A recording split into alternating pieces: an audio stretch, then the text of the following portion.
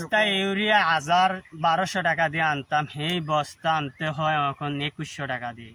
ছেড়ে দিতেও পারতেছি না, করতেও পারতেছি না। ছেড়ে দিলে খাইমু কি, আর করলেও বা ফসল ফলাইতে পারি না। বাজারে গেলে আপনার একদিক দিয়ে খাজনায় যায় লাভবান থাকতাম না, মোটামুটি একটু খাজনা।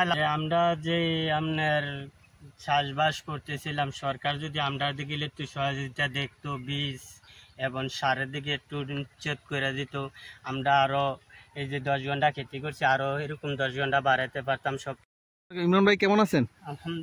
ওয়ালাইকুম সালাম ভাই, আছি, ভালো আছি। কি চাষ করতেছেন এখানে? এটা বেগুন চাষ। বেগুন কি বেগুন এটা? এটা হচ্ছে আপনার কি জাত? এটা হচ্ছে রফিক সেট। হ্যাঁ, রফিক সেট। রফিক সেট বেগুনটা দেখছি যে ফসলে মোটামুটি অন্যজনরা আমার বন্ধু বান্ধবরা যারা করছে মোটামুটি সাইজে মোটামুটি ভালো হয়। তো এই বিধায় আমি এবার এই নতুন বীজটা করছি দেখার জন্য বা কিরকম হয় এটার জন্য।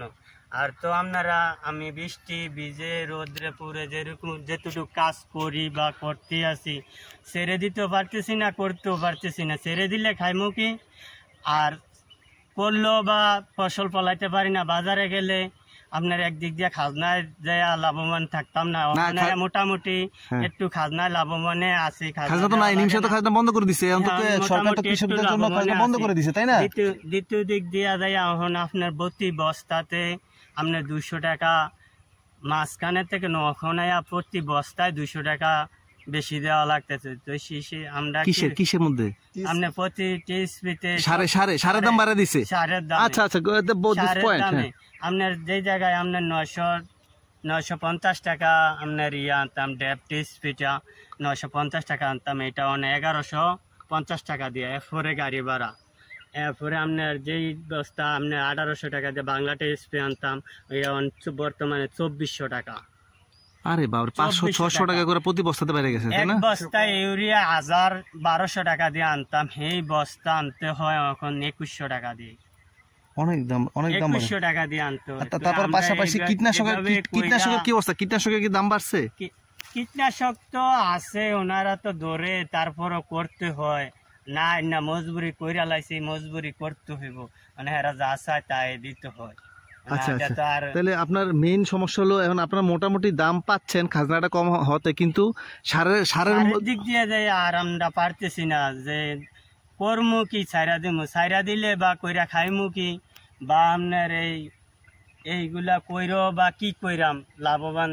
এত সার কয় কইরা সারেরও কোনো গুণগান। আমরা যে আপনার চাষবাস করতেছিলাম, সরকার যদি আমরা দিকে একটু সহযোগিতা দেখতো, বীজ এবং সারের দিকে একটু নিশ্চিত করে দিত, আমরা আরো এই যে 10 ঘন্টা খেতে করছি আরো এরকম 10 ঘন্টা বাড়াইতে পারতাম। সবকিছু হইলে তো একটু কমও, আমরা তার একা খাইতে পারতাম না, এটা শেষও দিতে পারতাম না। তো পাবলিকও খাইতো, কৃষকরা দর্শকও খাইতো, একটু কম দামও আমরা বেচতে পারতাম। চাহিদা বাড়লে তো 10 টাকা কমে বিক্রি হইতো, সবাই 10 টাকা কমে একটু খাইতে পারতো। সরকারও একটু সহযোগিতা আমরারে করলে পাবলিকও একটু সহযোগিতা পাওয়া যেত।